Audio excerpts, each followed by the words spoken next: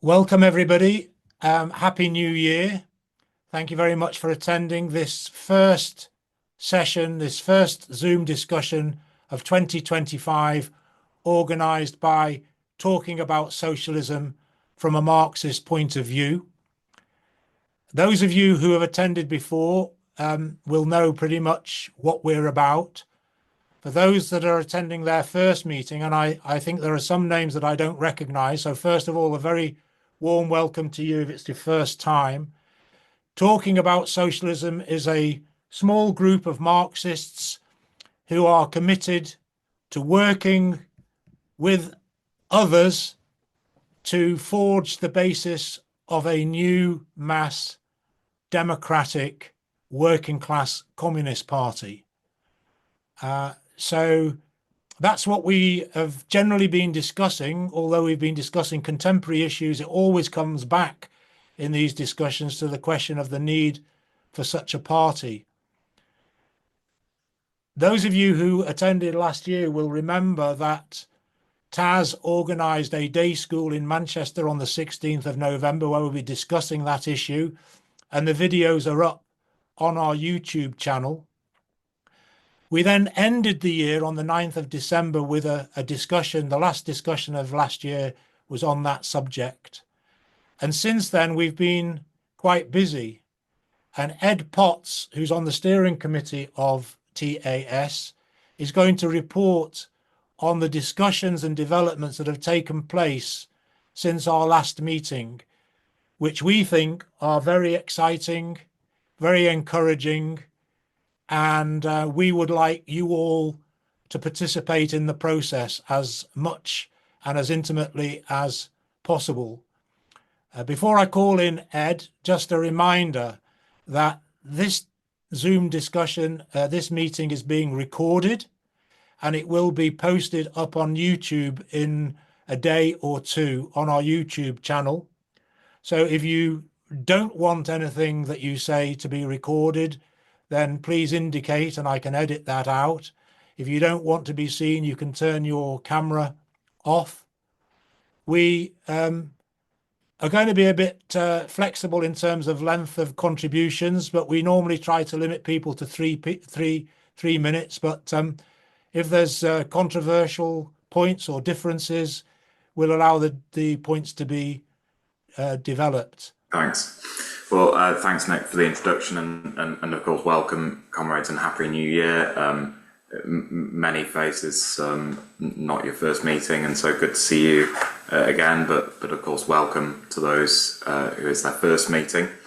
As Nick said, this opening contribution will take partly the form of a report back and a call for comment and discussion on some initiatives that have been taken over the last month or so.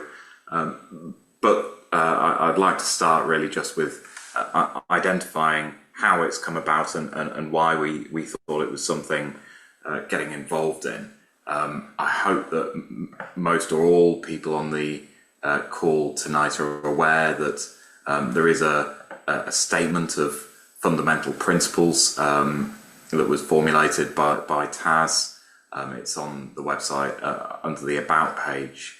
And that really sets out what our raison d'etre, our reason for existing really is, because these aren't political discussion sessions for people who have nothing better to do on a Monday night and just are interested in politics. That's not the purpose of it. It's also really the point of it is that it represents, we hope, a project which aims to convince others and work out ways in which we can progress our very small forces towards a more productive path towards our ultimate goal. And the ultimate goal really is the starting point for us, and it's what it all comes back to. And that, of course, is that we think that the problems which are facing society all over this planet are problems that can only be truly addressed through a complete break with the social and economic system that currently rules, capitalism in favour of a completely different kind of system, which we call communism. And we think that the agent of that process of change, which can take us from one system to the other, not overnight, but in a difficult process with twists and turns, it is the working class. Our class, we think, is the class in society which has the potential to change everything, because it is the majority in society, and acting in its own right and democratically, we believe that can usher in a kind of social transformation which can reshape our society in the interests of all, so that it functions to serve human needs rather than profit for a tiny few. And so that's really where we start from, and flowing almost immediately on from that conception of our ultimate goal, it is the question of, well, how are we going to get there? What is the vehicle? What is the instrument? What are the means that are going to take us from where we are now, perhaps quite a difficult, isolated position, some way back, set back by defeats and difficulties, and how is it going to take us all the way to that ultimate transformation that we want to see? We have reached an agreement and a sort of shared conception, if you will, of what we think is required to do that, and we describe that as a mass communist party. You may hear other labels, but it all means the same thing. A mass communist party, which is very different from the currently existing groups which exist on the left in Britain and in other countries as well, which follow in some way, or claim to follow, the politics of Marxism or communism, and yet are not the sort of organisations which we think are fit for purpose, are not fit to take us on that journey. We think that what's needed is not a small party of professionals, it's not a conspiracy, it's not an organisation of maybe 10,000 or 50,000 or even 100,000, which can ride the wave of a rising tide of class struggle and ride it to victory. That's not, in our view, what's needed. What's needed instead is a mass party reflecting millions of working class people, which has deep roots within our class, which is in contact with various different layers of our class, in contact with its movements and its struggles, and can provide a genuine route to representation of our class, which can genuinely lay claim to representing our class in its growing conflict with the capitalist class and the capitalist system. That kind of party, we say, has to be organised democratically, because organisations which are not, or in which the democratic functioning of those organisations quickly becomes swamped under trends towards bureaucratisation, such organisations, we think, are ultimately doomed to fail. And so it is, of course, not as simple as choosing democracy over bureaucracy. We don't suggest that for a moment, but we have the beginnings of a shared idea about what organisations have existed in the past, which are, we think, not fit for purpose, and a desire to build something new and different, which can, being organised democratically, of course, help to support what will ultimately be a democratic transformation of society, carried out by the majority in society, acting democratically. So that is really how we arrive at this process, which I'm going to introduce now, because of course it's one thing to say, well, here we are with a handful of people on a Zoom call on Monday night, and of course there are other such Zoom calls and small pockets and groups of like-minded comrades that exist elsewhere and indeed throughout the world. How can we possibly think about the journey that's going to take us from this difficult point to that perhaps in some ways grandiose aspiration of having millions of people, a huge mass force which can usher in that kind of transformation? Well, the answer, or part of the answer, seems to me, and I'll speak for myself, in finding others with whom we may be able to make common cause. And the basis for doing that is around a shared perspective, similarity of ideas. Not on, it can't and shouldn't be done on the basis of who you perhaps share an intimate political background with, or even who you like on a personal level, or dislike on a personal level. It can't be done on that basis, because I think one thing is certain: if you have a mass organisation of millions of working class people capable of transforming society, marching and striking as one in a unified way, it stands to reason that you're not going to be best friends with at least some of the other members of that party. I'm sure it goes without saying, but perhaps it needs to be said.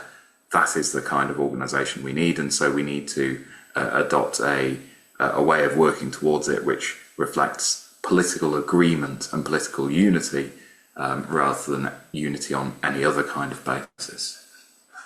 And so it's in that context then, and being mindful of the other initiatives that are on the horizon or may emerge in the near future on the left and in the working class movement in Britain, and our shared perspective that without some of those key principles, they really won't address what's needed, they won't be what's required. It's with quite some enthusiasm and positivity that we've engaged with a new process of discussion and engagement between certain groups and trends which have shared ideas, which share some of those ideas that I've outlined in very, very broad and vague terms just now. The start of this process really was an invitation from the editorial board of the online journal Prometheus, which is in actual fact a publication that I've been involved with since its inception, but now has a much stronger and a much larger editorial board and reflects a variety of perspectives. And it was a joint invitation from Prometheus and the comrades who are involved in organising the Why Marx series of educational talks, which I know many of you will be familiar with already.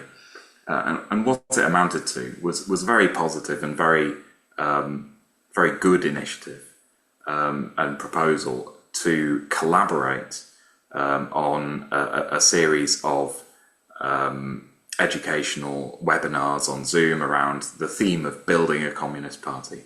And the proposal was addressed to TAS, Talking About Socialism, and the Communist Party of Great Britain, PCC, who published the Weekly Worker newspaper, who comrades may well be familiar with. That initial invitation resulted in a online discussion between representatives of the various groups, and that was in mid-December, 14th of December last year. And Nick Rack and I attended and made an intervention, I think is the best way of describing it, in order to encourage comrades really to think about what we might hope to gain from a process, because holding interesting discussions is one thing. I'm sure we all have discussions, including this series of discussions that we engage with and we find interesting. But the key question really, of course, for any process involving collaboration and closer engagement between groups who really should be united in one organisation, is, does this collaboration actually take us towards that goal? And so we made some comments in the discussion along those lines, and they were received very positively by the other comrades present, including the representatives of the Weekly Worker and Prometheus and Why Marx. The discussion ended with an agreement to meet again after taking some time to think through what this collaboration could look like beyond simply putting on a shared series of webinars, and how it might actually take us forwards. And then in the intervening period of about a month, the task steering group put together a document which I hope comrades have had the chance to look at before this meeting, which has been circulated. It's on the TASS website and it's headed Forging Communist Unity. What the document sets out is a proposal really from the few comrades who are involved in the TASS steering group and have been involved in putting together this discussion series and hosting and sharing and doing all of that sort of work. And what the proposal sets out is that we welcome the initial proposal simply to work together, but we think we can do more. We think, I've just realised I omitted to mention that there was a representative of RS21 also present on the 14th of December, who engaged in a really positive way actually and made some thoughtful contributions. But it may be that RS21, being a somewhat larger organisation with less settled positions on issues like the formation of a new mass communist party, still has to take some time to discuss and see what it thinks about things, and so may not be involved at this stage. Our proposal, just returning to that then, our proposal identified that we think there's agreement in broad terms between the comrades who are involved in organising the task discussions, the comrades who produce the Weekly Worker, who produce Prometheus, and indeed those comrades who produce the Weimar discussion sessions. There's agreement, we think, that what we need is a new mass communist party which is united around a vision of communism and the politics and the process which will take us there, rather than wanting to see any kind of lesser unity or unity on the basis of lesser politics or lowest common denominator politics that might be represented, for instance, by the politics of Corbynism. That we think is not what we need, and we think there's agreement on that. The proposal goes further and it says that while it is right to say that what we need in the future is a party of millions, it's not. We can't simply wait for that and wait to all be united on that happy day in the same party. We have to try, insofar as we can, to find others in the here and now who we can potentially unite with on the basis of shared political ideas. And in our view, it is possible, not guaranteed, but possible, that the comrades who are in those organisations at present, the ones that I've identified, may, with a lot of hard work, and if the process is successful, ultimately fuse into a single organisation, which would be greater than the sum of its parts. It would be greater than the sum of its parts in the sense that it would demonstrate that all these different organisations, currently disunited, splintered into quite small groups, have the potential to overcome their differences, overcome misunderstandings, overcome different backgrounds, traditions, different ways of talking about things, overcome any past histories or disputes between us, and collaborate together into forging something meaningful.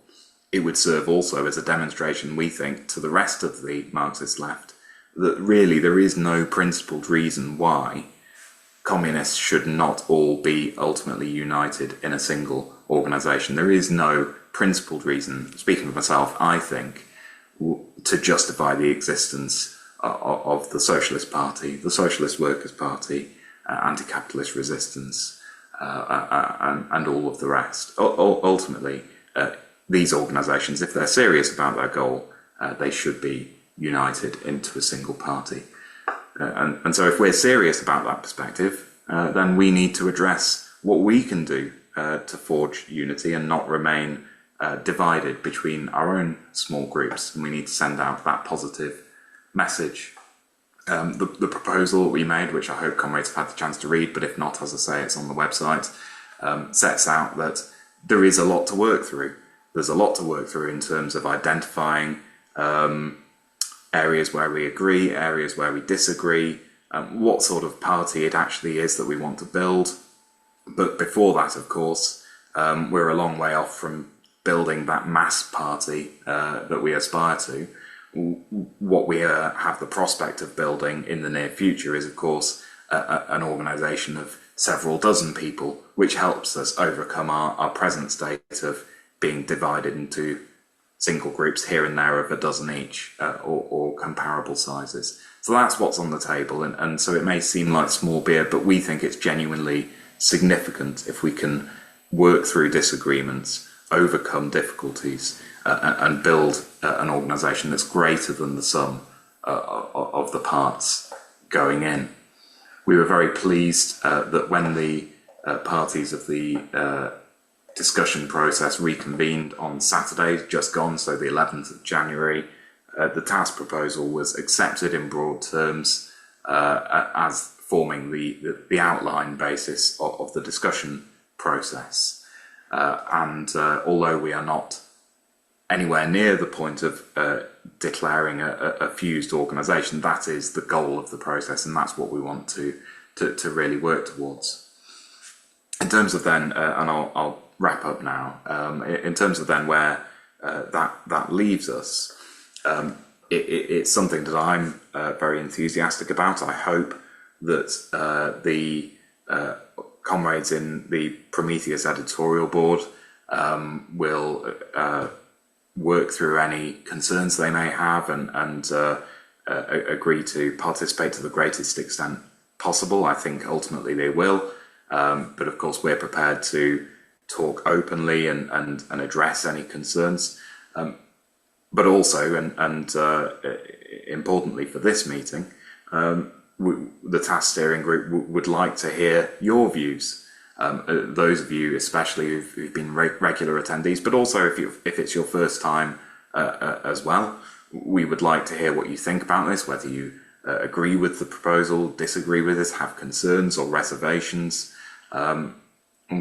where you think that you might fit into an organisation which is able to take our work of fighting for, arguing for, persuading others of the need for a mass communist party to the next level. How you think you might be able to fit into that or contribute to that, and indeed comrades who think they have might have something to contribute to the next series of task discussions. We would really love for you to be involved and to hear your ideas about that. So I'm going to end there. I'm sure Nick will tell me if I've missed anything, but we welcome your thoughts and look forward to the discussion. Thanks very much, Ed. Very thorough report, and I think it's important that it was thorough so that everybody gets an idea of the process, because we've been doing these meetings, TAS meetings, since March 23, I think, so almost 2 years.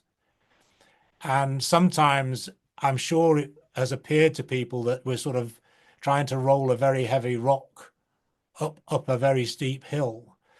And yet in the last month, no more than a month, we've actually travelled very, very far, I think, and not getting ahead of ourselves and,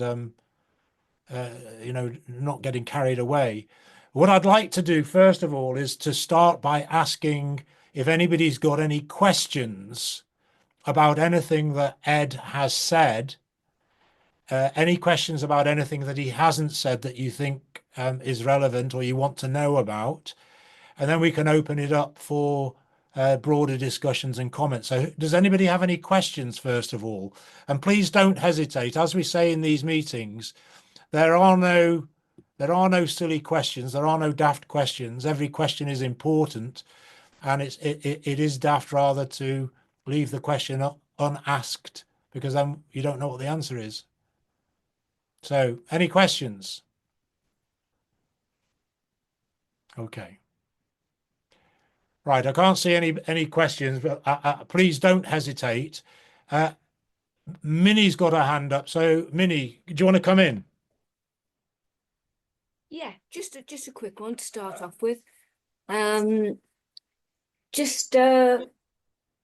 Yeah, I don't think it was mentioned, I'm not sure, that one of the main tasks of our party, our mass party, would be to draw up a program, very, very easily accessible, not loads of words, but enough words to convey what, common ownership, etc., etc. So just that was just my question, really. And also, obviously, you're setting up a new party. One really huge thing, obviously, is the membership structure. I know you're not there yet. And all the fees, how much is it going to be? It's got to be accessible, so it can't be out of people's pocket reach. And also, has anyone come across any really good commie IT experts? Because we're going to need them. Thanks. Thanks, Minnie.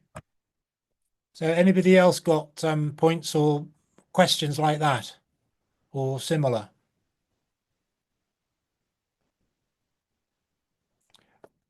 Ed, I'll ask you to come back on that a bit later, if I may. I'm going to open it up for discussion. So can I see who wants to come in and make any comments, criticisms, disagreements, concerns, worries, acclamation?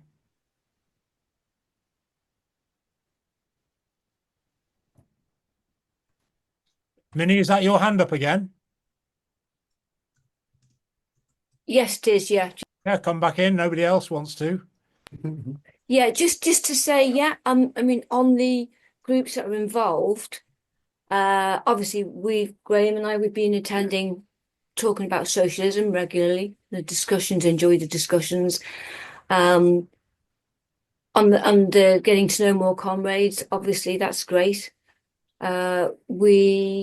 We also go, well, I speak for myself, we go on Why Marx. We're involved with Labour Left Alliance since 2016. No, when was it for? It was about 2019, 2018, something like that. We go on a lot of those. We also now attending for the past few weeks, we've been attending CPGB weekly forum on a Sunday. And it doesn't make any sense for us all to be in separate organizations. I think we definitely need to all be together. And that can be, like Comrades Ed has said, that would be the beginning of something huge. That's it for now. Excellent point. Dave. I'm going to make a few points. I'm treating it as if I'm amongst comrades. And so it's quite difficult for me, some of the things that I'm going to say, but I'm saying it from a comradely perspective. I happen to be a revolutionary Marxist and want the replacement of capitalism. Got a long history of that. But I want to make a couple of points, which Nick mentioned. You can mention anything that you think might be silly. So perhaps these are silly points. First point, there's only 2 points. First point, it's a dream, isn't it? Isn't it a dream to bring the Marxist left together? Isn't it a dream to bring the SP, SWP, anti-capitalist resistance, which I left because of its reformism and anti-Marxism? It's a dream to bring those groups together. Ed had said it wasn't going to be easy. It's going to be incredibly difficult. I'm not saying it's not worth it. It's going to be incredibly difficult to get a pro-Ukraine, pro-NATO group like anti-capitalist resistance in the same room as the same city as SP or the SWP or small group that I'm involved with, Campaign for a Mass Workers' Party. So that's the first. It's a dream. I mean, we suffer from sectarianism, splitism, but I repeat, we're right. This group and the other groups, and I was at the Y Marx meeting last night as well. Very interesting, and just like most of the people here, I'm in a lot of the other groups and take part in these type of discussions. So that was the first point about the immense difficulties. Having said which, it's worth pursuing. One other big problem would be the Alliance for Workers' Liberty and national chauvinist Marxists. However, nobody here is underestimating the problems because we've all been around the block. Now, the second point I want to make is, but don't shout me down until I've finished. I happen to be I'm with a group called the Campaign for a Mass Workers' Party with people like Roger Silverman. We're only in small double figures. We currently are putting our efforts into collective. Now, I write stuff on the United Front. I'm aware of the huge problems of a united front, of the left being submerged, of being tail-ended, etc., losing its identity. I happen to be in that. But my belief is that we need, and this might be obviously open for discussion, is that recognizing the huge problems historically, contemporaneously, of broad parties of the left, of united fronts, which swallow up Marxist groups and spit them out. I'm aware of those difficulties, but my concluding sentence is that I want to be in a revolutionary Marxist party organisation with a membership structure, with a cadre, with Marxist education, etc. But currently, my perspective, which possibly the perspective of no one else here, is that we could contribute through developing perspective, which has enormous problems. I'm aware of that. Lack of transparency, top down, not bottom up, lack of internal party democracy controlled by two people. I've been involved from the beginning, so I know some of the problems. Am I wasting my time in collective? We did well in Brighton. We set up a local collective, and we got a very high percentage of the vote in a non-Muslim area. Very high, I mean nearly 6%, but in a non-Muslim area, one of the best in the country. And we did that by being in a united front and getting people who'd never been in politics before, people from organisations, Queers for Palestine, Save the National Health Service, Defend Council Housing, all sorts of organisations. So it's that symbiosis, or perhaps tension would be a better word, between a Marxist party and broader layers who might be open to Marxist understanding. Okay, thank you for listening, comrades. Thank you very much, Dave. I've given you an extended intervention there because you were developing a contrary point of view, which I think is only fair. I'm going to call in Jeff Barr now. Right, can you hear me? Yes. Excellent. Right, I'm rather daunted by Minnie's capacity to use Zoom.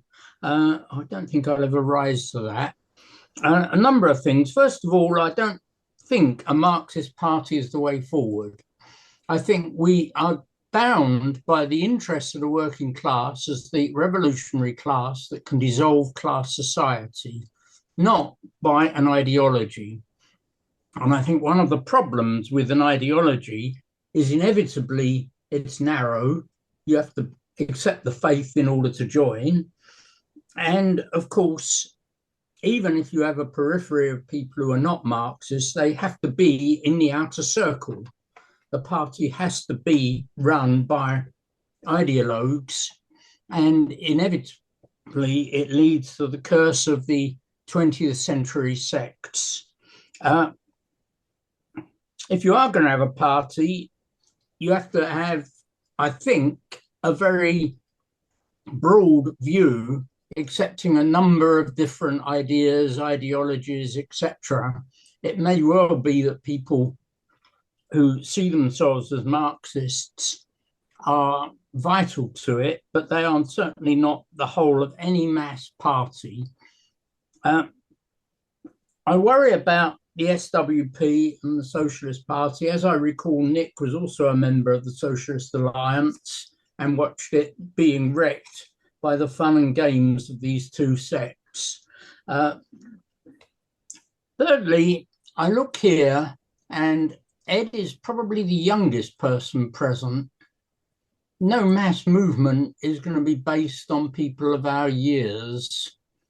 We need very much a youth and mass movement. We have an opportunity. Starmer and Reeves have announced that the answer to the problems of society is cuts in public services. I think this will cause outrage, and we need to be ready for those kinds of moves.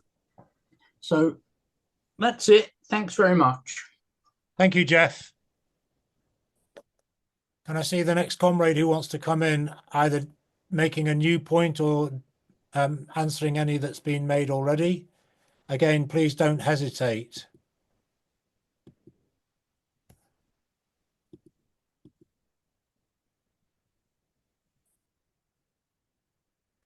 Come on, comrades. I know you've all got something to say.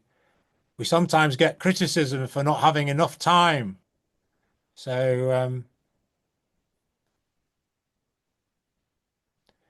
what do people think about what? Barry's got his hand up. I'm sorry, I can't. Oh, Barry. Yeah, sorry. Great. Barry, come in. I'd like to ask a question. Sure. Fire away. Does the steering group see the CPGB, Communist Party of Great Britain's Unity Convention in 1920, with its orientation to the Labour Party, as a model for a communist party? In other words, is reforging the CPGB, the present one, a communism for the 21st century? Thanks very much, Barry. Good question.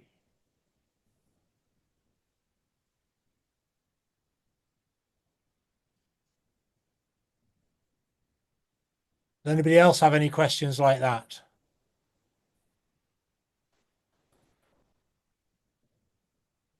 Soraya is waving. Okay. My computer screen isn't big enough. Soraya. Yeah, I don't really have a question, but I just wanted to make a brief contribution. Forgive me, I'm not feeling too great. I think. Oh, sorry. I thought I'd been chucked out. I think the basic point for me is that we need a party.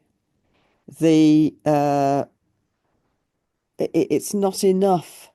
There will be movements, as Comrade has said, and there are movements, and there will be movements, and the pressures of the attacks on workers and working class families that will continue and exacerbate will provide even more movements. But for me, the need for a party is so that we are not taken by surprise, and it's the collective experience of those who are in a party and the collective experience of the working class, which is arming those movements so that they don't become movements which end in nothing, or rather, as I think, hopefully all of us agree here, that you have to get rid of capitalism itself.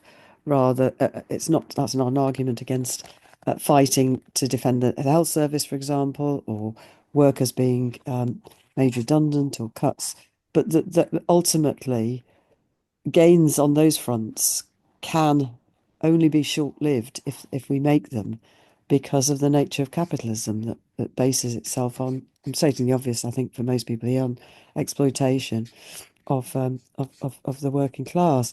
And so I think a party is essential, and we if we don't have to reinvent the wheel, then we don't, is my view. And so therefore, if there are people, and I'm sure there are many people like us in here, and as other comrades have said about the other meetings they attend, and we've heard about the discussions that are taking place, without there being any finished product, or indeed it being the answer, I think it's an important step forward. And if we can make unity, when so often the left and socialists, communists have been divided, then it's a positive thing. And if there are people who are prepared to discuss on these points, then that's really positive. And so it's a way of forging unity, going through the mud that there is, of course, that capitalism and its whole control of society and how people view things, and think that there is no alternative to capitalism, particularly following what happened with Stalinism. I'm not suggesting that was an alternative to capitalism, but a shorthand for what happened in those countries where the Communist Party had taken power, but in a distorted, and it wasn't workers' democracy. I think that it's positive. So history, of course, helps us, and we learn from what's happened in the past. But I hope that everybody who's involved in these discussions is looking at it in an open, positive way, and we see what comes out of it. And of course, we would, as another comrade said, and forgive me if I'm not referring to, it might have been Jeff, but about the age of the people who are in this meeting. We don't want Ed to be the only young person, or indeed the youngest. We want the future, of course, is the youth, and it's. I'm just going to let somebody else in, and so it's all a question of reaching those people, and the more of us there are, the better. Okay, thank you very much, Soraya. Can I see who else? And if I can't see them and I'm not responding to them, if any other people can see them.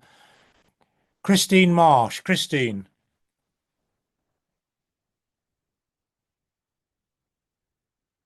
Yes, hello. I love the idea of a mass party, such as you're working on. Two things concern me about that. One of them, well, it's not really a concern. It's my interpretation is that, particularly from what Jeff said, that the idea is to build up a score against capitalism. People angry about particular things that are being suffered, different forms of exploitation of people and, in my case, planet. Then, rather than set up a reformist party and campaign to try and eliminate that particular one, we add it to the scorecard against capitalism, with the view that once there's a mass party, we can actually get rid of capitalism and work out something new. Now, I love that idea. I'm a little bit concerned about the method, because a lot of this bringing people together requires the internet. And somebody mentioned needing IT experts. And I'm very concerned that the cost of the internet is enormous. The carbon cost of the internet is something like 4% of the entire carbon burden on the planet, and it's growing with everything that gets added in the technology, the cloud, AI now, streaming, all the various parts of the internet are just growing hugely. And we're seeing Keir Starmer and co. welcoming big companies to come and plonk their server farms on this country, pouring out carbon as they try to keep themselves cool. And this trying to reach all the people that might build up the scorecard against capitalism can only be collected together using this highly destructive technology. So that's my concern. Thank you very much, Christine. Can I just see if there's anybody else? Anybody want to ask any questions now that might have been prompted by the discussion so far? Okay, I'm going to chair myself in, if I may. So first of all, on the question of the age, it's a fair point. My answer is there are people in this room that have got decades of experience, and we need to pass it on. We need to find a way to pass it on. And to pass it on, we need an organization. And if we're collected and organized, we're stronger, we're more effective. Minnie's point about the different online meetings or even in-person meetings that are discussing the same subject, our aim is to create a party that prevents that sort of duplication, unnecessary duplication. So if we, as a result of these discussions, are able to achieve a fused organization of 50 or 60, which in my opinion would be a tremendous achievement and would attract interest and enthusiasm from others who are waiting for something like this to happen, because it would show that mistrust, distrust, antagonism, rivalry can be overcome. It doesn't mean putting to one side political differences. And with respect to Barry's question, for example, I've no idea at the moment what anybody thinks about whether the new party that we might forge would want to apply to affiliate to the Labour Party. That's not my position, but I don't know what other positions there might be. But I don't think that differences on that should be should preclude organising in the same party. I don't agree with Dave Hill. I pretty much don't agree with anything that Dave said, and he knows that. I think that the problem that most Marxists have made in Britain over the past 20 or 30 years has been constantly to subordinate themselves to what I call social democratic politics, and have spent their time, their effort, their money building support for a political program that is not ours. And so our ideas, our efforts are lesser. What I think is needed is a party, however small, but preferably bigger, that is able to discuss how tactically and organizationally to put into effect its program. And in one respect, I agree partially with Jeff Barr. What is required is a program that people can accept or agree with. And that program sets out the transformation of society, the necessity to break with capitalism, and it would have other aspects to it, not just that simple ultimate goal, if you like. All of this needs discussion. All of this needs people who share broadly similar ideas to come together. And the broadly similar ideas are the idea that the break with capitalism has to be a mass democratic event. That means it's carried out by the majority people in society. It's carried out with the leadership of a mass communist party, not an organization of 2,000 or 4,000, as seems to be the idea that predominates on groups that we see at the moment. And we don't see the groups, and one of the reasons why these groups are prepared to discuss with one another, that we don't see that we are it. You know, Taz certainly isn't it, certainly isn't the party. And the problem that we've seen in the last 20 years or so, I mean, Jeff referred to the Socialist Alliance. The Socialist Party walked out when it became a membership organization because they wouldn't control it. The SWP on other occasions have refused to allow socialist ideas to be discussed because they're not their ideas. we need to create an organization in which debate and discussion and questioning is not only allowed, not only permitted, but is encouraged, because that's how we resolve differences. Of course, if we're in a party, we take decisions and we would expect people to implement those decisions.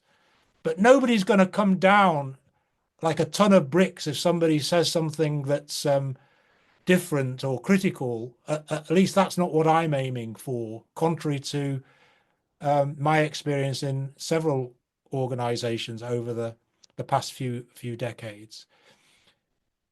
I'm very much of the view that we can achieve this small but significant next step.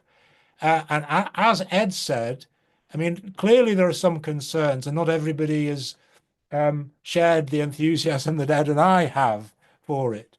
But we would like to encourage you to get involved more directly, more involved with TAS, so that we can participate with a broader input into the discussions that are taking place.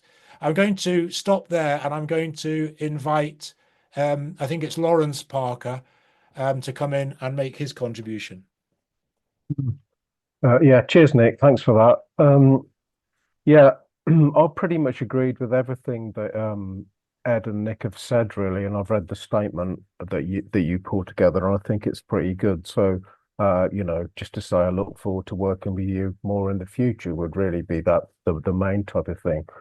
But on some of the kind of points that have been raised, I think these things that are brought up continually, they kind of turn into like things that are just they're truism. They become kind of truism. So it's perfectly true that the people in this meeting aren't particularly young, but we kind of have to think about what that would mean in the long term.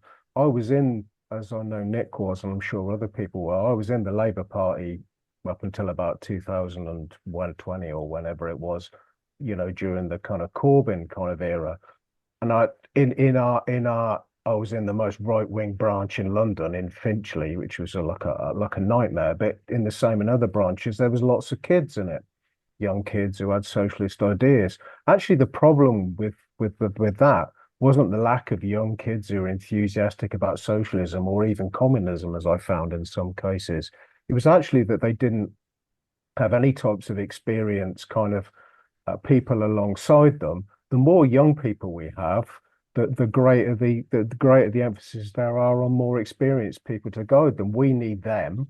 We need their infusion. We need their ideas and their energy and their activism and their thoughts and leadership just as much as they need ours. It's a dialectic. It's the one thing influences the other. So I would be, you know, I'm slightly wary of those things. Yes, the people, in the who were interested in this, but in some of the other, in Prometheus, there's lots of young people in Prometheus, around Prometheus, lots of young people around RS21, lots of young people around RS21, young people who are interested in a communist party. And so I think that needs to be thought of in a kind of more otherwise it just becomes a truism, like we're all old and, I'm in my 50s, but I mean, so what? I mean, it's, I've still got, hopefully, unless something awful happens tomorrow, I've got like another 20 or 30 years in me. And also on the other points about, I don't think precluding a communist party, forming a communist party, or even like a partyist organization, like Nick raises the figure, say if we had a group of 150 people in it, just as a ballpark figure, quite ambitious at this point. But if we had a group of 150 people, well, obviously, by going through that process of joining together, we'd be able to have much more impact upon wider layers. We wouldn't be duplicating our activity. We'd be able to form much more effective publications, host much more effective public meetings, and you create that kind of snowball effect, which is what we're trying to kind of get at. But I don't think any of that precludes. Although at these early stages, I wouldn't be in favor of making a trade union faction. Once you move into organizations that are larger, we can work in any formation where working class people gather, whether that be a trade union, whether it be whether that, you know, I wouldn't bank on it, but there could be another left influx into the Labour Party. We said it would never happen under Blair, and it did. So we can't pre-guess where working class people are going to gather. And we also, whereas a communist party of millions, needs to be involved in all forms of working class life, in its sporting life and its cultural life. Obviously, we're not talking about that in this precise moment with this process, but that's what it's trying to move towards by the fact you bring people together and you get more energy and more enthusiasm. But I don't think anybody, from what I hear, is saying that we shouldn't engage. I mean, I think Collective is it looks like a rotten organization to me that Jeremy Corbyn doesn't even want to be part of. But if we were like a bigger organization and there was a groundswell of working class kids getting involved in Collective or older people, why not? Why couldn't we enter it? There's no rules against us being involved with it, relating to it, etc. So I don't think it's when people say, I think the idea of a mass communist party is that you have an organization with some bedrock of principle that can then go out and actually try and garner support for its ideas in the mass movement. That's what it's precisely aimed at, rather than what I think we've kind of ended up in a default position among Marxists of my age, which is to kind of drift into campaigns and other organizations, broad organizations they're called, and drift in without any programmatic basis. And then what I've found in that is that you know, you're then when I was in the Labour Party, I found that I was kind of around the CPGB, but I wasn't a member of it. I did a little bit of work with them, like around their front organization in it, but not very much.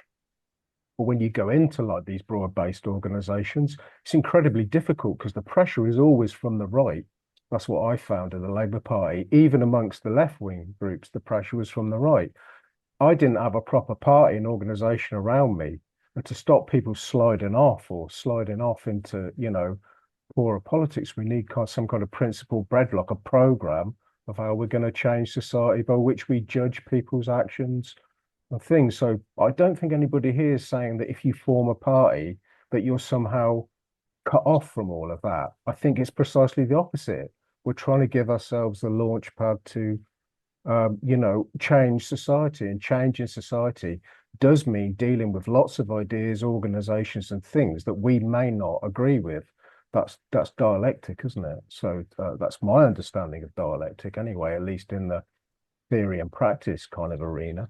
So yeah, but those are just my thoughts. But as I said before, I basically agree with you know, like 95% of what Nick and you know, Ed have said, and I think the evolution of your groups a very positive thing, and you know, I think that's good. I wasn't quite sure about it at the beginning, like when I came across it at first, but you know, it's been impressive, and I think the recent process has been obviously like a healthy one.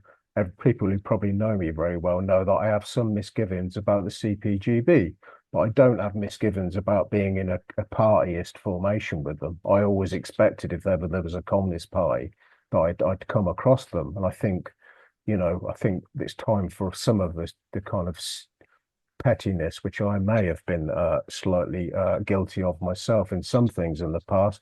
It's time to kind of drop that a bit if there's a serious kind of process on. So that's it. Thanks. Thank you very much, Lawrence. And just as an addendum to that, I mean, people in this meeting who have been attending throughout the last 2 years will know that, you know, those of us that organised TAS have had our differences with the CPGB Weekly Worker over, you know, various things. But, you know, we have to have a sense of proportion and a sense of perspective. And the perspective of working with others that share a lot of our ideas has to outweigh any, you know, difficulties or differences that we might have had on secondary or tertiary, or even, I don't know what the word for fourth is, but there we go. We've got to, the most important thing is the program for communism, if you like. I'm going to open it up again. You may have seen or registered a difference in the terminology that we've used on the website and I've just used. We use the formulation socialism/communism. That was my formulation to try to bridge the gap between people that agreed with the idea of a fundamental break with capitalism but called themselves socialists. And I think there are many who are socialists who actually, are communists. And so I see, and I think this is shared amongst a few of us in TAS, that socialism and communism, as Marx and Engels saw it, is the same thing. I then got worried that socialism/communism may be perceived as some sort of stages development. And so I then changed it to socialism equals communism. But in reality, I've decided that from my own point of view, and it doesn't matter what, other people can do whatever they want. I've decided to now just use the word communism, but recognize and understand that a lot of people call themselves socialists when they don't have any differences with me over what communism is. Anyway, that's a sort of side issue. Are there any other questions, any other contributions that people want to come in on? Okay, so I think there was somebody had their hand up whose name I didn't recognize. Bryce, who was that? Oh yeah, that was me, Bryce. Yeah, I was just gonna ask. I think a lot of us here agree on the agree on having a party based off of programmatic principles. But I mean, the major question is how do we get there? What kind of organization does TAS see as being the organization to move us forward to that goal? Good question. I'm going to leave that to Ed because I've spoken for quite a while. And I think there was somebody else, Paul Cooper. Paul, do you still want to come in? Christine wants to come in. Okay, I'm going to, Christine. Okay, if there are people that put their hand up and then still want to come in but have taken them down, do put them back up again. Christine? Hello, yes, it's just a question. What's in the program that you talk about? Maybe you explain it on the website, and you can please feel free to tell me to go there and read it. Okay. Well, okay, so another good question, and I'm going to leave that to Ed as well. So did I have it right? Paul Cooper, I thought I saw your hand up. Do you want to? Oh, I'm going to pass, sorry. But generally supportive of this process. That's great. Anybody else want to come in? There's been a lot of points, and I think Ed will need some time to respond, but I don't want to cut anybody out or take away any opportunity for anybody to, again, raise any misgivings, concerns, downright opposition, think we're all wasting our time. Who's got their hand up? Janet. And Hill have. Janet. And who? Dave Hill. Okay, Janet. Yeah, I mean, I think the first step is actually quite a modest proposal, though not in the Swiftian sense. But having said that, I still think there are some things I'm not quite clear about, and this is about forming the first, unification of those bodies. And I mean, I've been I've not been participating in going to the CPGB's Sunday group. I think they seem a good fit. I'm not saying that they don't, but I think there was some talk somewhere, maybe on the TAS site or somewhere else, about there could be, or there will be, or maybe there won't be disagreements in principle of principles, or disagreement in principle. I wasn't clear if there were some that could actually scuttle,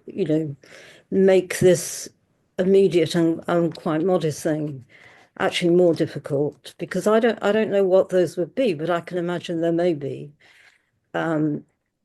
like the position of these groups on, for example, electoral politics, something like that. So have you thought about, discussed what you might mean by that? I'm sure I haven't made it up. I'm sure there was something in one of, either at the CPGB, I don't think they talked about it, something in what you wrote about, obviously you're not going to start talking about individual policies, individual policy positions at this stage, but if we're talking about things in principle, then maybe you are. And what could be very difficult, even at this rather, preliminary stage? Again, excellent points, Janet. And I think you may be referring to the Forging Communist Unity document, which we presented and which was agreed by the meeting on Saturday, where we set out that we would need to see if there's agreement on what are the boundaries for membership.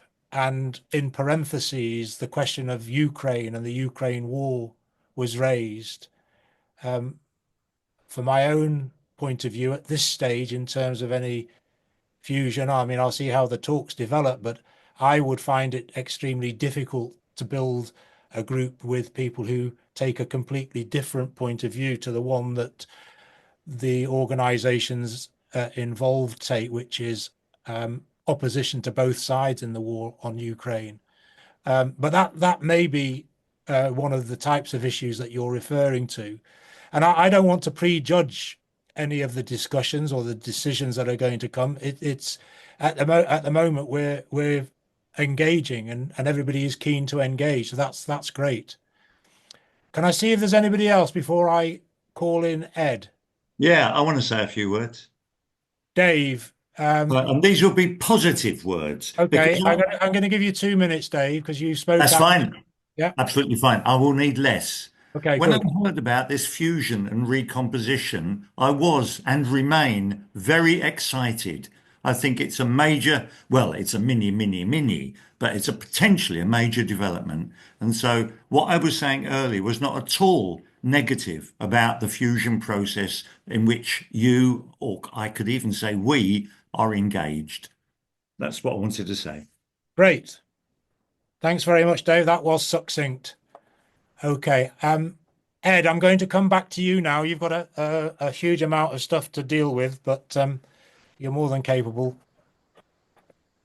Thanks, Nick, and thanks very much for all of the contributions, which certainly have given me a lot to think about and which took the discussion quite a long way further on. I think that the first thing to just reiterate is that, of course, we've identified a mass communist party as our one of our strategic goals, one of our aspirations that we're working towards. But of course, we're nowhere near that point. We are nowhere near forming a mass party, and this unity process and dialogues, positive as it is not going to be what brings that into being. What is on the cards and the goal that's in sight, even though that goal will itself take a lot of work and effort, it is a relatively, I should say, an organisation which in absolute terms is very small. It would be perhaps 50 people, something of that order. But what it would represent it is a rational and positive, coherent consolidation of the those communists who are in contact with each other, are arguing for very similar things, have drawn a similar balance sheet of what the left gets right and wrong, and where we need to go from here in order to address it, and all share that goal of a mass communist party as being one of our key goals in order to take our movement forwards. So that's what's on the cards. It represents an overcoming of previous division in favour of something positive and confident and outward facing, and united on a principled basis, and so that's what's on the table at this point. Unity is something that we're going to have to address at pretty much every stage of our activity, right through. We will still be addressing the question of unity once the revolution is underway and beyond.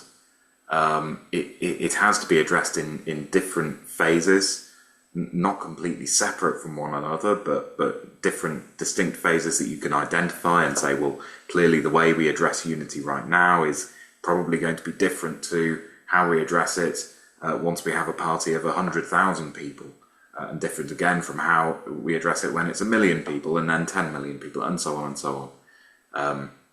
I agree with what has been said by comrades that there are people out there and organizations out there who have very different positions on very important issues.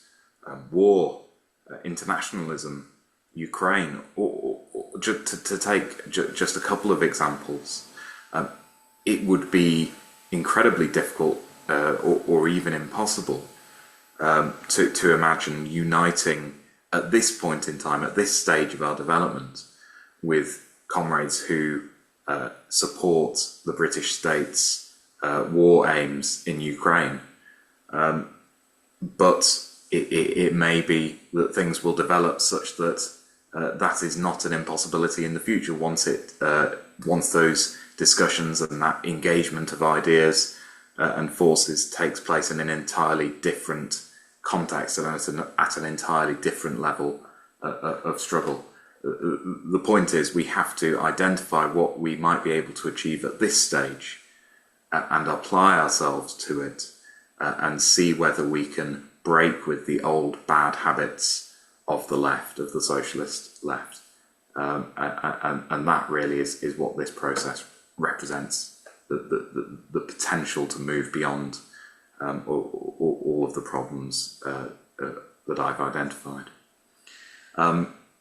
Minnie got it entirely right very early on when she identified that one of the main tasks of a party would be to draw up a programme. And I completely agree with that. And programme is really the central issue, almost, because everything flows from what an organisation wants, how it thinks it's going to get there, and how it puts that into practice. That is, in effect, the programme, which is a question that Christine asked. What is a programme? It's about identifying the aims of the organisation and outlining it in at least a sketch form, if you like, the process that we think is going to take us towards our aims, and the forces that we're going to rely upon and work with and build in order to take us on that journey.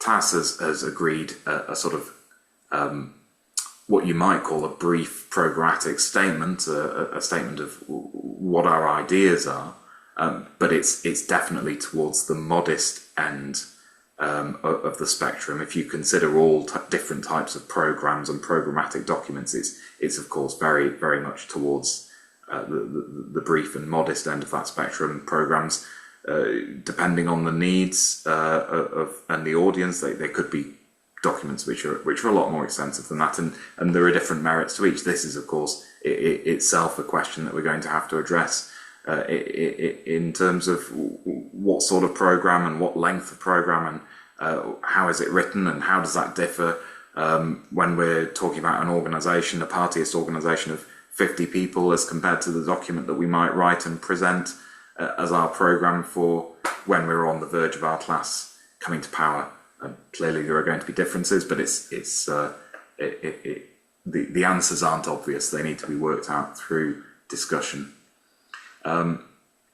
Dave raised important points. The issue of comrades who have arrived at pro-war, pro-NATO positions. I've touched on already, and I agree with Dave. I think on the challenges of that.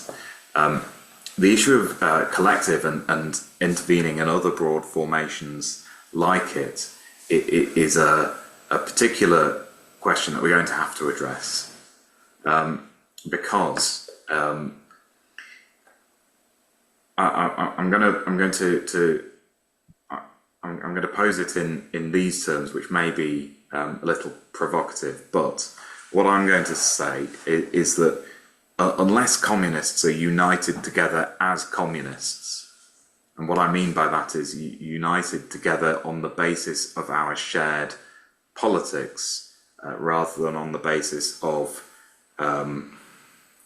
a lesser political programme, a social democratic programme, a reformist programme, or indeed united simply around a shared set of tactics, so very superficial agreements. So unless we're united on the basis of principles and programme, then even if communists, those comrades who consider themselves Marxists, communists, socialists, whatever the case may be, even if they're active and working together in a positive way in an organisation like Collective, their activity is, I think, going to all too often tend towards one of two problems. Either their politics will ultimately be submerged into the broader, lowest common denominator politics of the pool that they're swimming in, the broader organisation, be it Corbynite politics or whatever the case may be.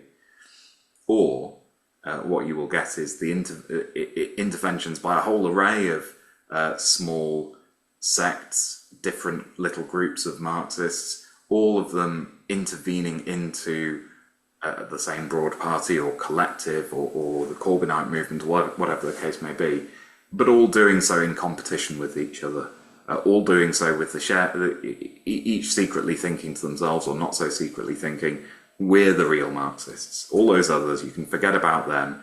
We're the people who have the real communist politics, and we are intervening into the broad masses. And neither of those is what we need. What we need is unity on a principled basis, because only then can you actually set about the work in a proper way of trying to reach people openly and honestly and win them over to your ideas, and indeed find common cause with the people who are arguing from a very similar perspective as you yourself. I'm just going to see some other points that I've needed to address. Jeff said, I don't think a Marxist party is the way forward. Well, I think that in a way that's right. Marxist party isn't my preferred term, but I think I may have referred to it that way at one point. So it's a fair criticism. We don't want, and I don't want, and I would never put any effort into building an organisation which required people to subscribe to the politics of an individual, no matter how impressive or important I thought the individual was. That's not what anyone serious means by a Marxist party. I don't think, and it's certainly not what I mean by it. It is a party which is a communist party which draws a certain limited number of essential conclusions about what Marx and Engels' strategic conception of how the working class could come to power, exercise power in its own right and for itself, and use that power to reshape society, and the conception that to do that the working class would need to be organised as a party, a working class party, armed with the right ideas, the ideas which are capable of taking it forwards. Barry asked, does the task steering group see the 1920 Unity Convention, which produced the CPGB, with its orientation to the Labour Party as a model? In other words, is reforging the CPGB a model for the 21st century? I think I have to speak purely from my own perspective. I can't speak for anyone else on interpretation of history. I think the 1920 Unity Convention represented a huge step forwards and a reflection of the drive towards unity that can be created by objective conditions. It resulted in thousands of comrades who previously had been content to plough their own furrows, build splintered small groups, recognising that the situation before them and the opportunities presented by the class struggle internationally required them to overcome their differences and unite. The orientation to the Labour Party, to me and to them, I think, was a secondary issue. The key point about the orientation to the Labour Party is, in my view, that there were comrades who disagreed entirely with the idea of being affiliated to the Labour Party. They were previously members of an organisation called the SLP, and they ended up taking the view that no matter how strongly they disagreed with it, the interests of forging a united Communist Party were more important than their views and their disagreement with that particular issue, and so they consented to being part of the unity process, even though it was likely to lead to them being outvoted on that important issue. And that's the crucial point, not the specific outcome. I think it's what the process represents. The CPGB that emerged, I think, was inadequate in a number of ways. It certainly wasn't the party we need, but it's clearly a historical experience that we can learn from. Grateful for Soraya and Lawrence's contributions, both interesting and I think a lot to think about. And I'm going to finally, Janet said, what might be the disagreements that exist? Well, there are clearly going to be plenty. Some may be more intangible and difficult to tease out because there'll be differences which aren't necessarily contained in a document anywhere, but will be differences in attitude or different conceptions about what's the best way to build something or achieve something. But equally, there are things which I won't shy away from at this point, because I think it's important to be open and frank and honest.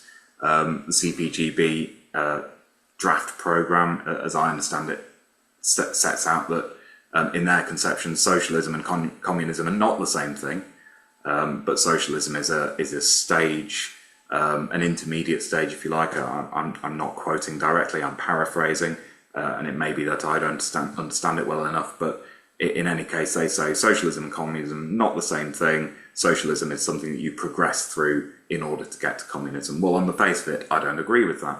There's a potential difference there, and that's something that we'll need to discuss and see how much we agree or disagree, and how important that disagreement is. I think the point really is that everything is on the table.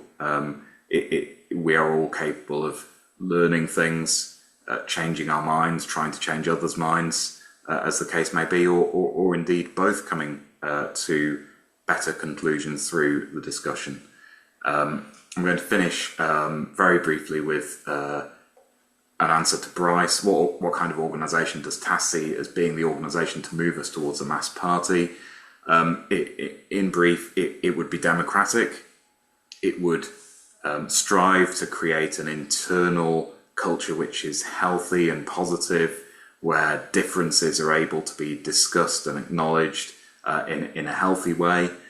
It should be confident. It should see itself as able to approach wider layers of socialists and communists, and make the argument for communist unity and for a mass communist party with a renewed vigour, despite its small size in the interim. And to the extent that's possible and realistic, it should also be thinking about what kind of interventions of its own it can make into our movement. I would be keen to discuss the tactic of standing candidates on a limited basis in elections as a way of promulgating communist politics. That's an example of the interventions that we could discuss. So that's a brief overview. So I see Nick telling me to wrap up or else, and so I'll leave it there. Ed, thank you very much indeed for an excellent introduction, a very, very good and comprehensive reply, and thank you to everybody who participated in the discussion and everybody who attended. I think it's important before we break that people who go away from the meeting thinking about what we've been discussing don't look at what the state of affairs is now, but think about what could be if those of us who have communist ideas organized together to promote them, to persuade others in the working class of those ideas. And that's what we're talking about. We're talking about building a series of growing organizations going through different stages who seek to persuade through argument and activity the benefit, the necessity of communist ideas. And I just want to finish on one point, because I think sometimes it's counterposed about broad and, communist. I think the Communist Party is necessary. It does not mean that we cut ourselves off from workers who don't agree with us. As Lawrence was pointing out, it's giving us the opportunity to be more effective and more efficient in approaching those workers in whatever organization or none, to engage with them and to discuss why they need communist ideas. My last point is, please, some of you have indicated in the chat that you are in agreement with the process that we've described. Others you have commented favorably in the contribution. Please, would you go to our website and send us an email on the contact form? Tell us where you are, give us a phone number, we'll contact you and follow up on the discussion to see how you could help. Everybody has got something to offer. And with that, I will say good night. Thank you very much. And we will send out a bulletin with a worked out program for the next few months. And that will come out soon. So thank you very much. Have a good night. Bye-bye.